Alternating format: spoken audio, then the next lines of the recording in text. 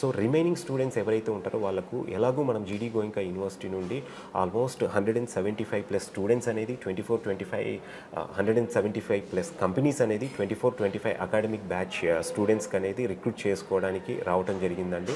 So other companies కూడా ఇక్కడ remaining students అనేది రిక్రూట్ చేయడానికి మనం రెగ్యులర్గా ఈ రిక్రూట్మెంట్ ప్రాసెస్ అనేది జరుపుతూనే ఉంటామండి. ఓకే, థ్యాంక్ యూ రాజశేఖర్ గారు, థ్యాంక్ యూ సో మచ్ అండి. ఆ ప్లేస్మెంట్స్కి ఖచ్చితంగా పిల్లలకి అండ్ పేరెంట్స్కి కొన్ని డౌట్స్ ఉంటాయి, మ్యాక్సిమం అవి మనం క్లియర్ చేసామని అనుకుంటున్నాము. థ్యాంక్ యూ సో మచ్ అండి. సో తెలుగు వన్ ఛానల్ నుండి మీరు కూడా వచ్చి మా జీడీ గోయింకా యూనివర్సిటీ ఇన్ఫ్రాస్ట్రక్చర్ అవ్వచ్చు, ఇక్కడ మేము ఎలాంటి కరికులం ఆఫర్ చేస్తున్నాం, ప్లేస్మెంట్స్ ఎలా ఉన్నాయి, అండ్ ఇక్కడ ఆల్రెడీ ఎడ్యుకేషన్ పర్స్యూ చేస్తున్న స్టూడెంట్స్తో కూడా మీరు ఇంటరాక్ట్ అవ్వడం అయితే జరిగింది. సో డెఫినెట్గా మీరైతే ఈ క్యాంపస్ చూసి ఇంప్రెస్ అయ్యారనేసి అనుకుంటున్నాను. అండి, క్యాంపస్ చాలా చాలా బాగుంది అసలు. Thank you. అంటే దేంట్లో కూడా తగ్గకుండా చాలా బాగా మెయింటైన్ చేస్తున్నారు.